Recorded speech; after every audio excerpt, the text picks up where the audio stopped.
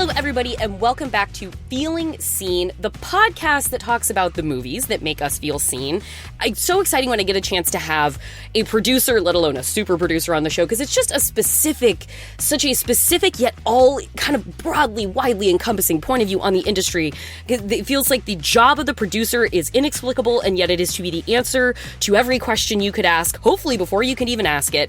And this producer has been behind such works with her creative partner, brother. You would know them as the record-shattering horror shepherds of Stephen King's It in Chapter 1 and 2 that came on the big screen. They broke out in film with the Guillermo del Toro executive-produced Mama, starring the Jessica Chastain. And now they are welcoming us back to Derry with the It television series coming up on HBO. I am speaking today with Barbara Muschietti. What do the people need to know about you the rest of the way? Tell us everything we need to know about you before we get started to set the table. Well, as you said, I'm Argentinian. Mm-hmm. I am 53 years old. I grew up in Argentina, but managed to find a way to come to the university here in the States, although, you know, we're not, we did not come from wealth. We were a very happy middle class family. But I came to UCLA to study, and I had an incredible time because being in Los Angeles at 18 gave me the amazing opportunity to understand that I could make a living from my absolute passion, which is something that was, especially when I grew up, impossible in Argentina because, we had dictatorship from 76 to 83 that basically decimated pretty much all art movements. I was listening to an older podcast that you were on, and you talked about growing up under the military dictatorship there, and I think you referred to it as the brain exit of people fleeing the country. And believe me, that pinged pretty hard, more than I ever imagined it would have in my life here in the U.S. Yeah, sadly, I think both Andy and I are going through a slight season of PTSD from it because, we love this country and we established ourselves here, and we brought our parents here 3 years ago. Oh, that's wonderful. Yeah. And, we're a very tight family and we love being together. And, we're feeling a little strange. We specifically know from experience that the military should not be used towards the inside, right? It's always looking out or to help, but to really help. On that particular place, it's feeling very strange. It's feeling I'm so sorry. Like I hate that any of this is happening. I feel bad about it in some way for some period of time every single day. But I'm really sorry. No, it's all, we're very strong people. Believe me, we're, we come from a long line of very, very strong people. Our grandmother was a German Jew that, fled early. With her family, and that's why we're alive, very possibly. But it's not even, about that. It is like so important for me to hope and think that people understand that no country is immune. I worry for the country. I worry for the country that I love, that I truly love, because it's a country where dreams can flourish and come true. a country full of dreamers. Hmm. And I just truly, truly hope that all goes well for all of us.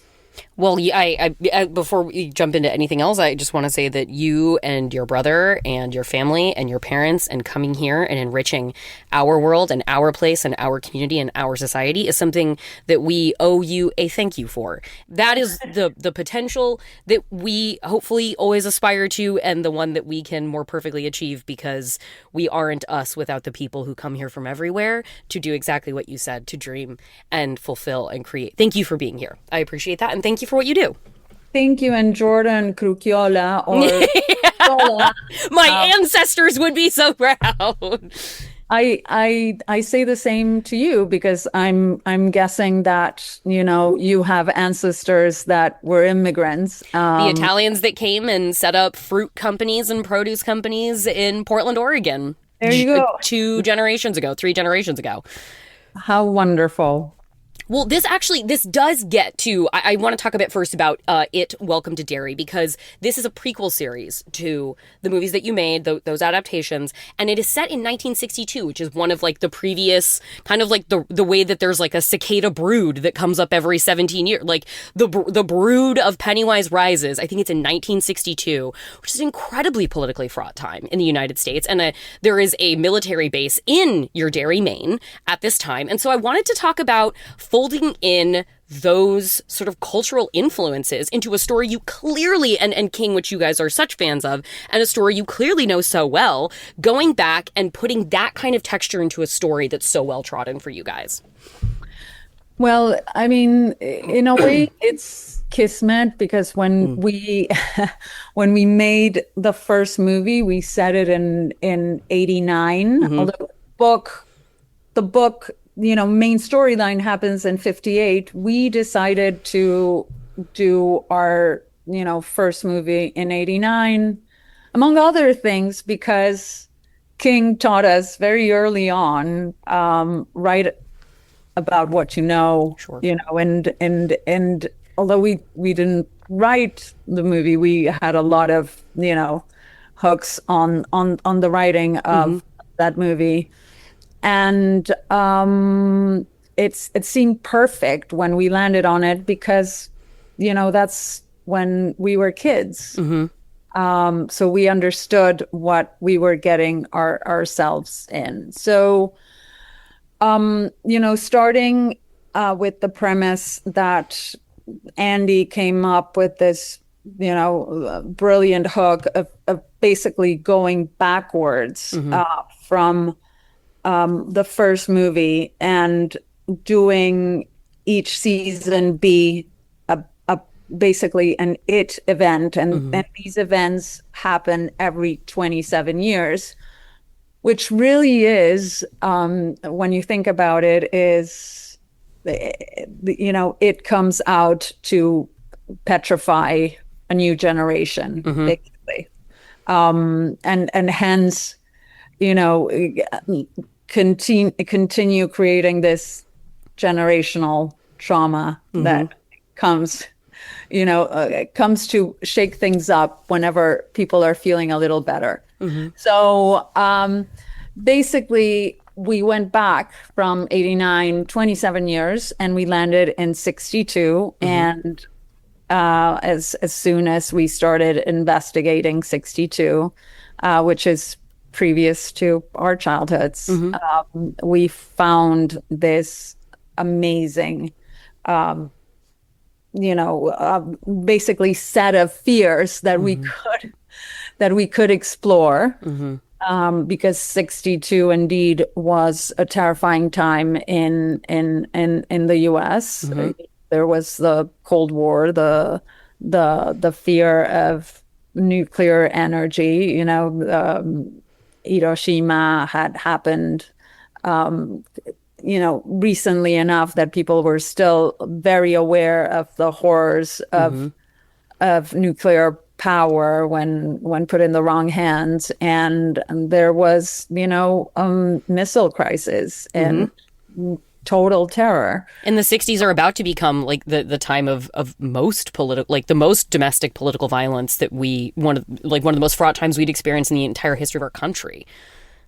And now we're getting close to it again. Indeed, we are. Those echoes of history. So that was, that was the kind of finding buried gems, finding fears that people would be able to relate very easily with, as well as racism, which doesn't seem to change. Yeah. Regardless of the decade. But, it was very much on the surface in the 60s, with the civil rights movements and still Jim Crow and the apparent difference between the South and the North, which we find out in the show is, doesn't really apply that well. It's a little bit of drag. It's a little bit of equality drag that the North is putting on at that time. But that was basically what we met in our story in 62, and that's how we started planting the seeds for it. I was so excited by the characters the films that you brought to discuss, and to the point of like your initial film being set in 1989. One of the films that you have brought to the door came out in 1988, and it has been a while since I had checked it again with Working Girl, and watching it again to have this conversation, I was like, God, I shouldn't let myself go more than a year without watching Working Girl again, because this is, you see Sigourney, you forget how briefly Sigourney Weaver is in and out of this movie, like that she's very much a supporting character, because you remember her as like being maybe in every other scene. The performance is so big and perfect. Tell me about your experience fighting Working Girl and where you find the connections. Are you a Sigourney? Are you a Melanie Griffith? What is your endpoint to Working Girl? Well, I'm definitely hoping I'm not a Sigourney. He said there was something very important he wanted to discuss with me. I think he's going to pop the question. You do? I think so. We're in the same city now. I've indicated that I'm receptive to an offer. I've cleared the month of June, and I am, after all, me. Well, what if he doesn't pop the question? I really don't think that's a variable. Tess, you don't get anywhere in this world by waiting for what you want to come to you. You make it happen. Watch me, Tess. Learn from me. I remember seeing it in a movie theater in Argentina, and just losing my mind. It is the perfect comedy. How do we define it? Is it a romantic comedy? Is it Is it a romantic comedy? Is it a woman chooses herself comedy? Like, is it a workplace drama? Like, and Melanie Griffith is so full of feeling in every frame that she's so good at playing for a lot. Melanie Griffith is a tremendous comedic actress, but when she is sitting literally on the floor looking up at her boss, Catherine, played by Sigourney Weaver, and helping her put on ski boots, and she has those tears sitting in her eyes, seeing what she wants to be versus where she is and where she's from. You can't just put it in a box of a comedy because there's too much pathos coming from Melanie Griffith to do that. It is perfect. And I know that, I'm sure some people will say, well, but she still ends up with Harrison Ford. Yeah, good for her. She's not enough of a feminist, but I don't care. I hit me like a freaking train when I saw it. Mostly, I'll say, although, I have to say I have not a lot to relate with her background in the sense that I was a 16-year-old in Argentina and had nothing. She's in Staten Island, right? Yeah, she's a Staten Island girl who's like really trying to train out her accent so she can be accepted among Manhattan society and make her way in like the world of business and finance. And that was to me, absolutely fascinating. But what, of course, was like the killer to me was her hunger and, and her perseverance and, basically really figuring out that she had to let Alec Baldwin go, and choose herself and believed in her potential, believed in her ideas all the way until she gets there with one of her ideas, her guts, her her willingness to bend the system and do a little, not play by the book, Yeah. but still be a good person, and how she gets herself into the wedding of the daughter. And how she pitches him in the elevator so that he knows the truth of how she came out with that idea. Well, anyway, he's hosting this charity auction that night, real blue bloods, and won't that be funny? Now I turn the page to Susie, who does the society stuff, and there's this picture of your daughter. See, a nice picture. And she's helping to organize the charity ball. So I started to think Trask, radio. Trask, radio. And then I hooked up with Jack, and he came on board with Metro, and so now here we are. It's just the perfect movie. And mostly what it did to me was like, you're gonna have this I had the hunger, but it was the feeling of, you just have to push yourself through. Just keep on going, and you're gonna get there. And it may require a little rule bending, but as long as you can sleep with yourself at night, just go for it. Well, and it's so much fun to just like the continual process of these conversations I get to have is it's so much fun watching a movie, even if I know it, with a specific person in mind, with all like the lit searching I can do ahead of time, and then watching the movie and then having that inform my viewing experience this time. So it's unlike any other time I've watched this one, because I'm thinking of things I've read about you. And I was listening to a podcast you did years ago. It was actually a really great 2-part podcast you did in 2019. And you talked a bit about your origin story on that one of coming out of UCLA and then like needing work experience, but you sent out.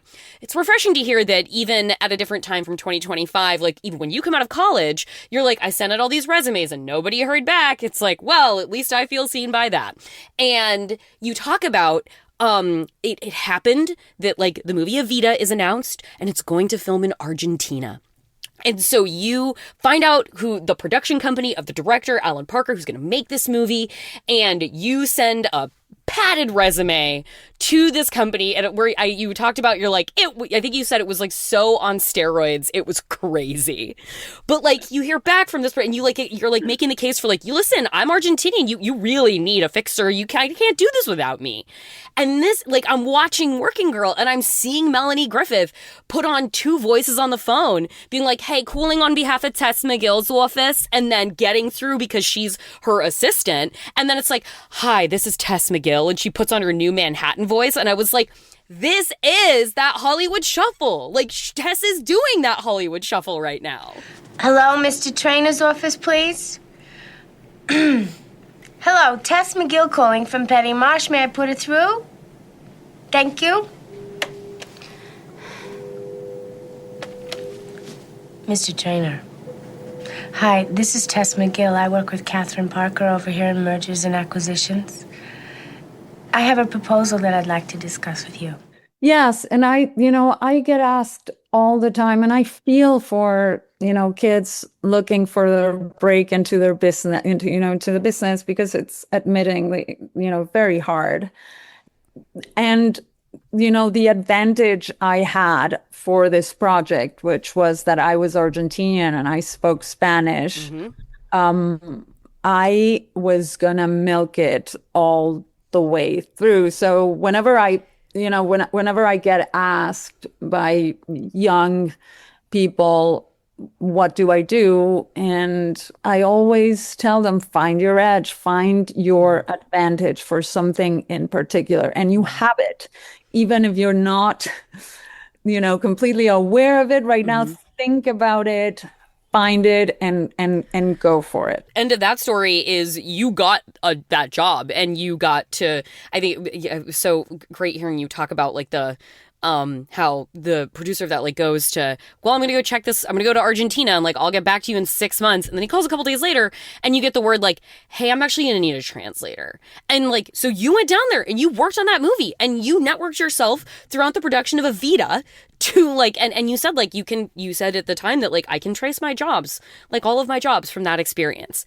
And it's such a like what you say about like, needing to be able to bend rules, needing to be able to like, be not afraid to break rules in some way. It's such a tricky industry because like what you do see in Working Girl is this more linear like promotions and titles, and you kind of go up a ladder, and even if it's really hard, you can see a path. And there's like the common experience. You ask any, like when I was transitioning out of like staff journalism, like working at Vulture to try and move more into the industry side, I would meet with like any contact that I had cultivated through journalism to be like, tell me how you got to your spot. And this was executives, this was producers. And the only commonality between the things that they told me was that everyone had a different way of getting there.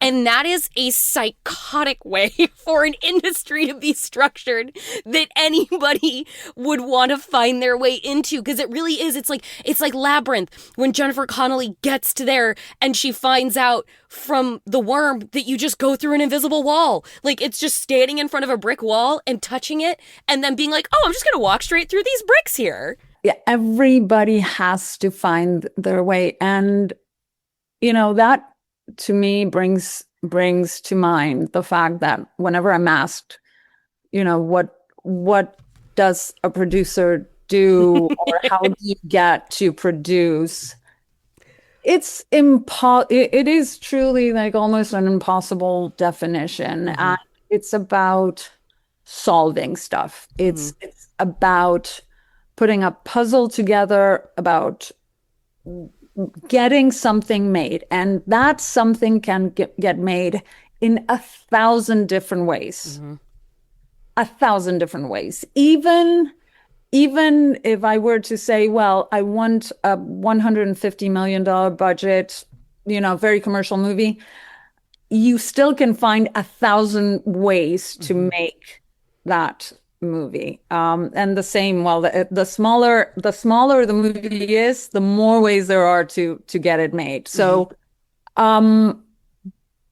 it is in the end, starting from how do I get into the business to all the way into how do I succeed in the business, or how do I it's about staying limber, staying flexible, be willing to pivot. And I know this sounds silly, but when I got that offer to, please, I need a translator and I need to know what's going on because I think they're I don't understand a lot of what's going on. I paid for my own ticket. I got myself in debt and to debt and flew You flew your own self to Argentina. You weren't on the company dime. Oh, absolutely not. And I was lucky because, of course, my parents lived there, and their house was, quite a ways away from the office, and I would go every day on the train. So until after 4 months of that, I became. No one is indispensable, but sure. I became a close thing to indispensable because I had become the trusted translator, and kind of I understood the culture and the cultural specifics. Yeah. So they ended up moving me to the main hotel where the production was. People love to hire people for a job they're already doing. Like, you know, Right. you know what? You know what you seem like you should get for this job? What you should have had the whole time. Thanks for earning it. Outstanding. But it was an incredible experience, and my eyes were like wide open. I was sleeping 2 hours a day because I was like, no, if you need anything, call me. Yeah, And mostly I kept saying yes, and even to things I had no idea of how to do. No idea. And I would either, create my own system or, figure out how to get something done, basically. Well, that too, like I was thinking about that while watching Working Girl, because she, like, at one point she gets in, Tess, Melanie Griffith's character, gets in like a fight with, like, it seems like kind of like her lifelong best friend Cynthia, playing an incredible supporting performance, as they all are, by Joan Cusack, an incredible supporting performance. And she, like, tells her that, like, I wrote down the quotes, I'm not going to spend the rest of my life working my ass off and getting nowhere just because I followed rules I had nothing to do with setting up. Look, all I'm saying is, if you're so smart, why don't you act smart and save your ass while you still can? Else you're gonna find out you're not gonna have your job or any job. You're out of your man and your home already. I'm gonna come clean as soon as I get my end set up. I swear. I know what I'm doing. Yeah, so do I. Screwing up your life. No, I'm trying to make it better. I'm not going to spend the rest of my life working my ass off and getting nowhere just because I followed rules that I had nothing to do with setting up, okay?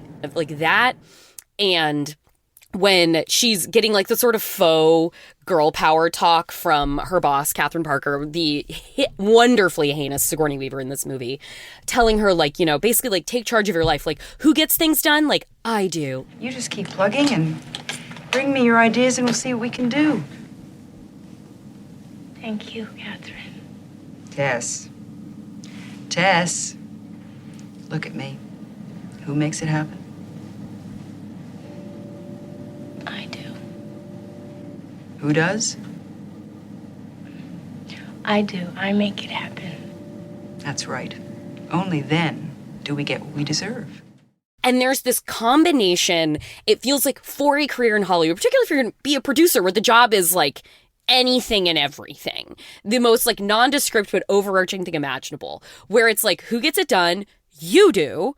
And like, I'm not like, these rules I didn't write, like, I'm not going to let them stop me from doing this thing. It felt like it conveyed this sense of the healthy to borderline unhealthy amount of like delusion that is necessary to keep committing one's life to making film and television, because if you fully relinquished delusion, you would look at things too practically and be like, this isn't practical at all. I've got to get out of here. It's absolutely the best word to define this business and Yes. what gives you, what basically gives you the strength to get through it. Delusion. I will particularly go to our first movie, Mama, that was basically a Spanish-Canadian co-production, and to make it, it was my first big movie producing. I had been producing commercials for many years. Yeah, you and Andy had extensive agency experience. I think in a company that you had established in Barcelona. So like, you guys are established professionals with a career, but like the passion is always narrative. We shot this movie in Canada specifically. Yes, it was a co-production, but specifically because Guillermo had basically said, okay, I want you guys to be close to me.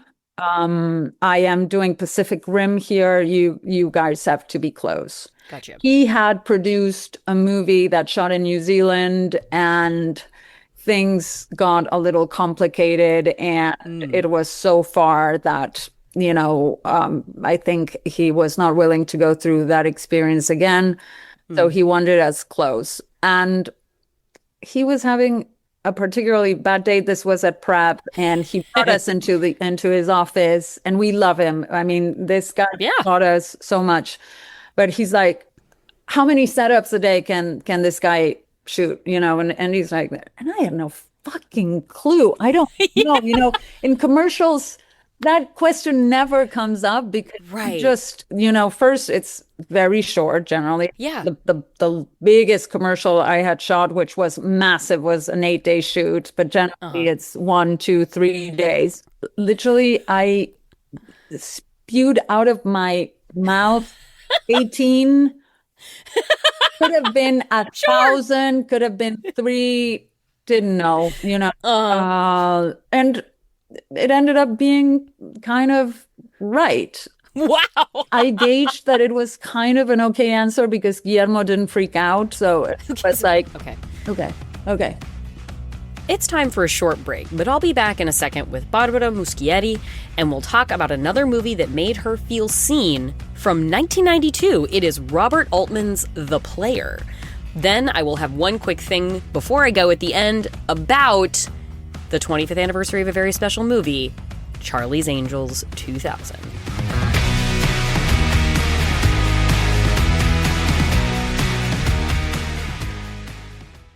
Wonderful is a podcast where we talk about things we like. That's hard to sell in a promo like this, so we've enlisted the help of piano rock superstar Billy Joel to tell you about some of the topics we've covered. Take it away, real Billy Joel.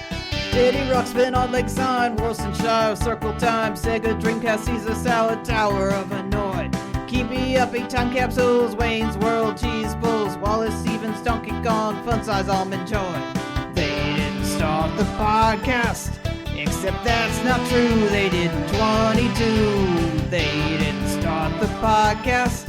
No, they actually did. That was in fact a fib. Listen to Wonderful every Wednesday on MaximumFun.org or wherever you get your podcasts. Thanks, real Billy Joel. No problem, Griffin. What's more action-packed than prestige television? With more continuity than comic books?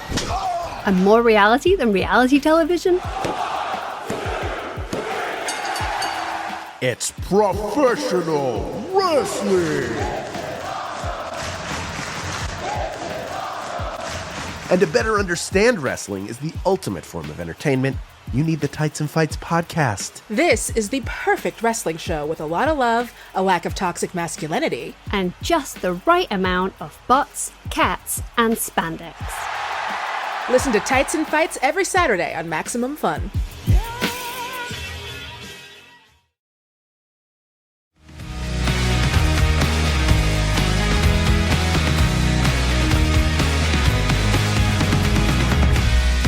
You brought 2 movies to discussion, and I got to get into the second one because, oh my God, it's a great one. But it's almost like they're perfect complements to each other, where you have Working Girl is like this, like, she's young, she's bright-eyed, she's gonna flourish, and she's gonna get beat down, and like shitty things are gonna happen to her. She's gonna make her own luck. And then there's The Player, Robert Altman's The Player, which is, you've been doing it for years. Like, it is so satisfying to watch this movie because it's a great Robert Altman movie.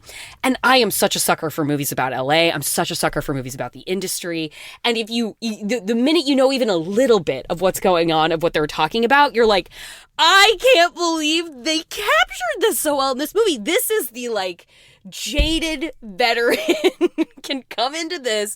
We've got Tim Robbins, the studio executive. He's being pitched all these things. It's like a montage at the beginning of the show where people are coming up to him and they're pitching concepts such as, it's a Graduate sequel, but Mrs. Robinson's had a stroke. What do you got for me? Okay, here it is. The Graduate, Part 2. Oh, good. Now listen, the 3 principals are still with us. Dustin Hoffman, Anne Bancroft, Catherine Ross. Mm-hmm. 25 years later, and so are the characters. Ben, Elaine, and Mrs. Robinson. Ben and Elaine are married. Still, they live in a big, old, spooky house up in Northern California somewhere. And Mrs. Robinson lives with them. Her aging mother, who's had a stroke. Mrs. Robinson has a stroke, so she can't talk. It's going to be funny? Yeah, it'll be funny. With Dark a stroke? and weird and funny and with a stroke. Okay. Maybe it's not a stroke. Maybe it's, I don't know what anyway, it is. Go on. It's a malady of some sort. Okay. She's up there in the bedroom upstairs listening to everything that happens. They've got a daughter who's just graduated from college. That's good. Young blood. 22, 23-year-old, like a Julia Roberts. Right. And then there's another pitch. It's Out of Africa meets Pretty Woman. Like, just these preposterous elevator pitches. So please tell me, the Hollywood veteran that you are, tell me about your relationship with the player. Okay, so absolutely bananas relationship. So I read the book, Michael Tolkien, by accident when I had just gotten to LA. Oh, wow. Just by accident, because I was an avid reader, and I saw that, and I saw it has a really cool cover, which is basically a strip of film that's turned into a noose with the backdrop of LA. And I'm like, yeah, this is pretty cool. So I read it, and I was just freaking fascinated. Wow. And then I found out that Robert Altman was making a movie, and I'm pretty sure I was 19 when it came out. I had just started university at UCLA, and I lose my fucking mind. I saw it in theaters 10 times. Wow! Oh, phenomenal! I was like absolutely obsessed. And of course, it was back in the days when the windows were massive, in the sense that I didn't know when I would be able to see it again, maybe 2 years, who knew? So I had to see it basically every day I could go see it, I would go see it. And then I went to Two Shop at like 9 a.m. after a final exam, and got tattooed, on my calf, Griffin Mill. His name, the character, now made, a comeback at the on the studio, because the big boss at the studio is called Griffin Mill. Yep. But my original Griffin Mill, who was Tim Robbins, who I had a picture of, actually, in my room. Hello, I'm really sorry I forgot. He's gone out. Oh, I see. Who's this? This is Griffin Mill. Oh, the dead man. What did you just say? Oh, nothing. About me being a dead man. Just a nickname David has for you. Oh, I see. That's a funny nickname. So I suppose your husband doesn't like me very much. I don't have a husband. I suppose David doesn't like me very much. David's gone to the cinema. When will he be back? Film's over, I presume. I mean, I was just so fascinated with his character, with Greta Scacchi, with Vince D'Onofrio. Every character was just, fascinating and incredible. It's a terrible thing to say, but I also loved his hunger. He was the opposite of the Melanie Griffith character. He was absolutely impure and horrific. Yeah. But his hunger was fascinating and it's strangely kind of romantic. It's like, women that fall in love with serial killers, and that was my version of it. It's like, oh, I love this character. It's fascinating. No, that's always been a thing to me of my heart always belonged more to, I grew up in Portland, Oregon, just south of Portland, Oregon, in sort of romanticizing a big, cosmopolitan center. My heart always belonged more to LA than it did to New York. And I like the West Coast, I like the sun, I like the palm trees. But then as I came to be more acquainted with the mythology of both, there's the romance of New York is if you can make it here, you can make it anywhere. And there's a hard scrabbleness to it that is part of its appeal, and you earn your way through. But the thing that hypnotized me more was the dream of LA being so pervasive and so enticing, despite the fact that there is an entire genre of literature and film and what have you and media that tells you how dangerous, how backstabby, how precarious, how manipulative, and yet the dream of what it can be for you, that delusion perhaps is so powerful that it surmounts the reality of hardship that you can you can be more likely to be exposed to and be like, no, but not me. But like, I'm going to make it through. And you watch this and it's just like, it's sordid and it's funny. It's a comedy, but like it's sordid and it's dark and your main character is a bad person, but you watch it and you're still like, I get what everybody's doing here. Like it still has it. The juice is just undeniable. I just freaking love it. And I mean, look at the Emmys this year, 2025, and the studio wins comedy because it is, I mean, it is fascinating. It's a fascinating business because it's a business of dreams. It is a business of dreams. And everybody, I don't know anybody in this business that wants to come in for the safe job. It's like, oh no, there's job security in this business. That's how I'll join, Famously. It's a crazy business with huge risk all the time. I heard this crazy story about not long ago about this top executive who, after seeing about the president of studio, after seeing a first cut of a film, turned to the filmmaker and said, "What the fuck have you done? Everybody in this room is going to lose their jobs because of this." Oh my God. So, it is. And you feel that sense, like the player really conveys that sense of like everybody, like no matter, like it's so glossy and it's so beautiful, and there's so many conceptions about what it is to be established in Hollywood and who's making money and who isn't. And like, oh yeah, once you get a thing made, like you're in the business, right? It's like, yeah, now good luck making number 2, good luck making number 3, like good luck making it a career kind of thing. Like every idea Steven Spielberg ever had has not been made. Like it was, I've read you and listened to you talk about like the challenges of getting Mama made, and that's with Guillermo del Goddamn Toro co-signing you as an EP, and yet it can still feel impossible. And you watch this and it's such a, like you're watching the tarantulas in the bowl of all of these people who are these cush executives with like their slick back hair and nice suits, and they're all terrified that the person next to them is going to survive and they're not.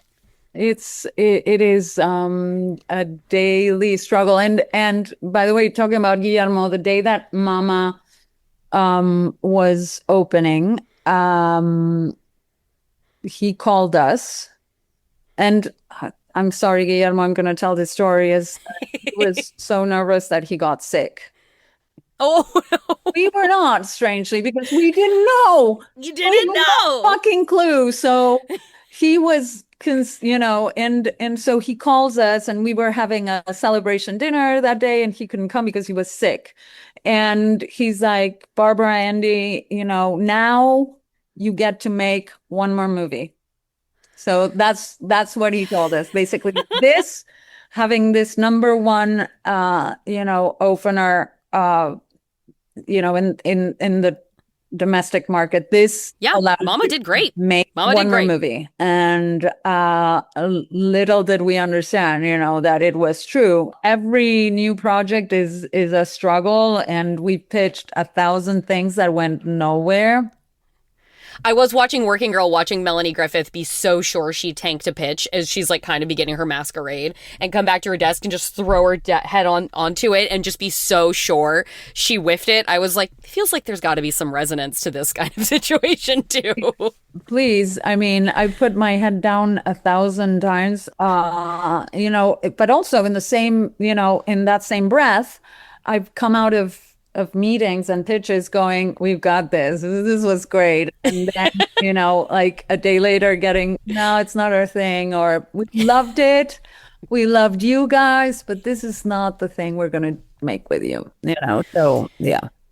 Well, okay, I'm so bummed that there's a time limit, because you're just, I have so much more I want to bring up and say.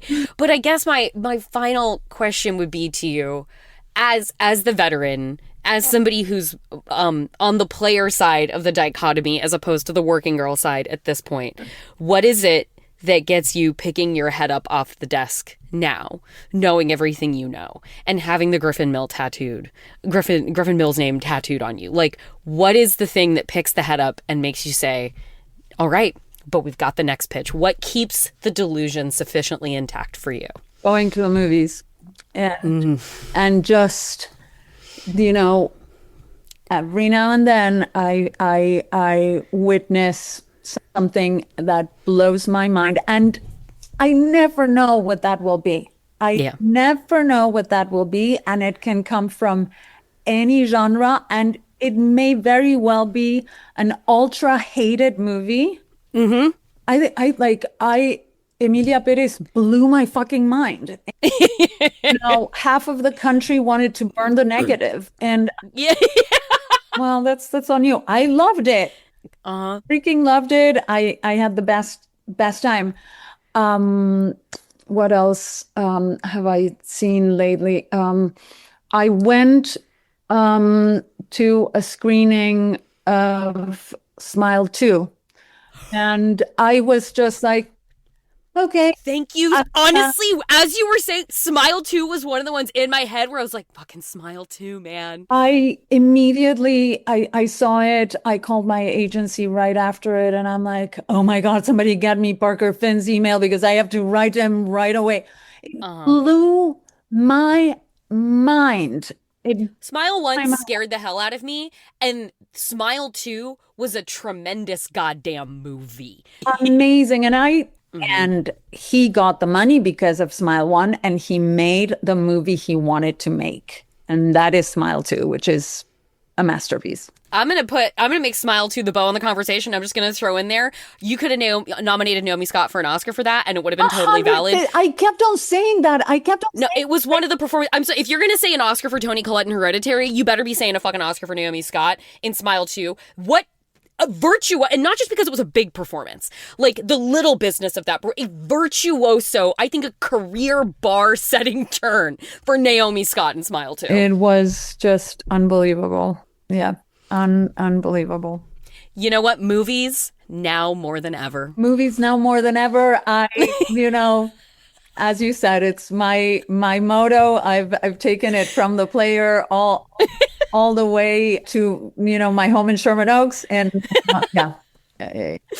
Barbara, thank you so much for your time. This is, I have so many conversations I love in this podcast, and this has already become one of my favorites I've ever gotten to have. So thank you so much for sharing with us and bringing us amazing movies to talk about, and good luck putting Welcome to Derry out into the world. Thank you so much. Jordan, thank you so much. And for our lovely people listening, I hope you enjoy our show.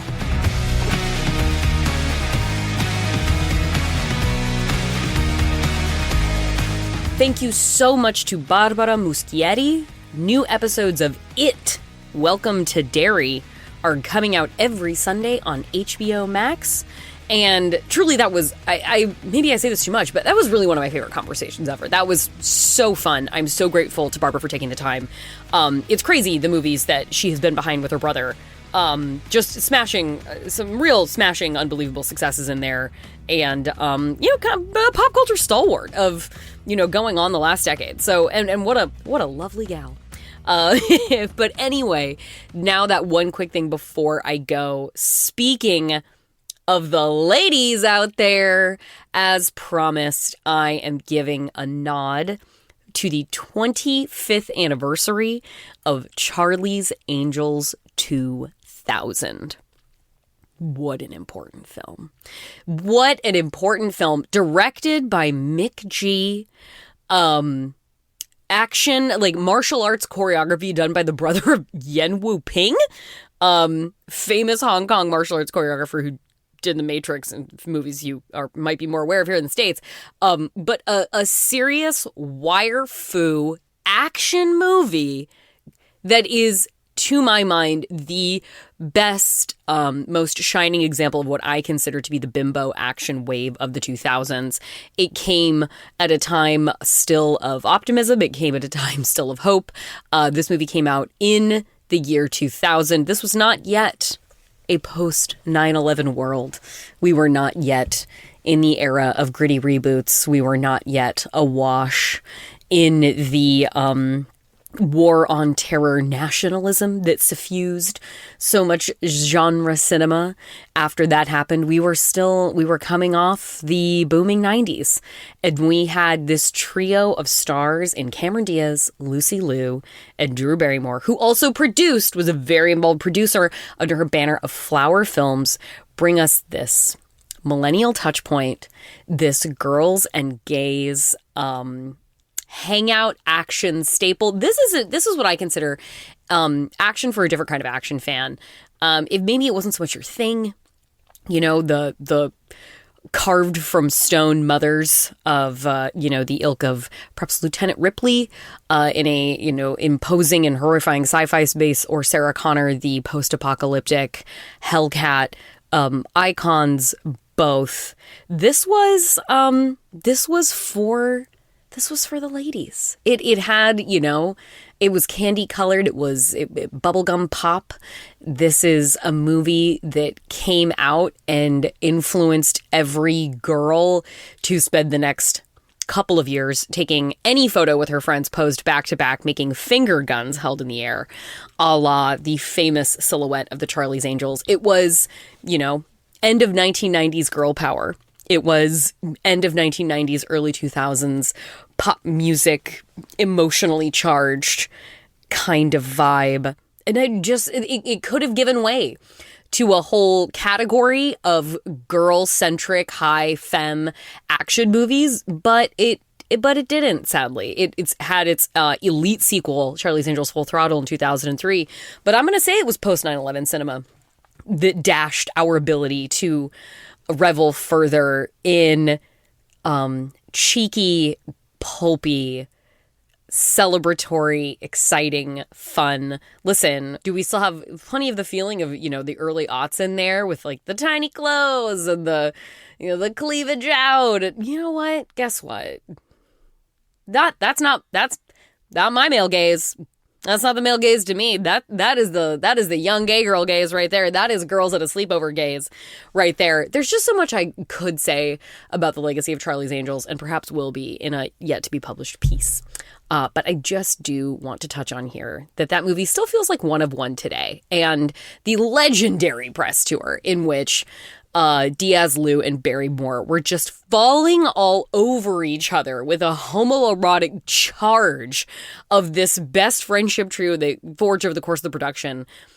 Felt so incredibly genuine, as did the rapport of the stars on the screen. And to this movie, Charlie's Angels 2000, is one of the great girl friendship tomes of all time. I will stand by that. And there's an innocence to it. There's a naivete to it. Drew Barrymore herself banned guns from being involved in the production of the film. And what we got instead was like a kind of high-flying stylized martial arts that wasn't really... we saw it in The Matrix. Absolutely got that in The Matrix. One of the most influential films in the history of cinema. And in that same year, 2000, Crouching Tiger, Hidden Dragon would come out. And the wuxia wire fu in that was absolutely breathtaking, and I think changed the nature of global exportation of cinema, one region of another. Its impact, I think, can hardly be overstated. But Charlie's Angels was a different tone version of that. It was meant to be big box office. It was meant to be commercial. It was meant to be accessible. It was meant to be breezy and funny and bright. And it rounded out a trailblazing action landscape that we got at the dawn of the 21st century that, again, I still don't think we see with frequency the kind of invitations to a broader fan base of action that, hey, this is a genre for everybody, but it still is incredibly masculine coded. And this is a movie that we, I think, can still turn to now with delight to tell us that, again, those girls, those theys, those thems, those gays, we have action movies for us too. And maybe if you dip your toe in for a movie like Charlie's Angels, you might find a broader base of cinema, a wider base of cinema that is also pretty cool to you in the form of action and its various disciplines. But yeah, what a picture, what a time. Lucy Liu, Cameron D, and Destiny. Charlie's Angels. Come on. Independent Women Part 1. That is our show. We did it, and you can keep up with us wherever you get your podcasts. You can follow us wherever you are listening right now to get every new episode in your feed as it drops. You can follow us on Instagram to find out more at Feeling Seen Pod. We are also on Blue Sky, where you can just search Feeling Seen or Jorcru, Jorcru. That's me, where you can also find me on Twitter. Our theme music is by Andrew Epen. Our producer is Marissa Flaxbart. Our senior producers are Kevin Ferguson and Laura Swisher. And this is a production of Maximum Fun.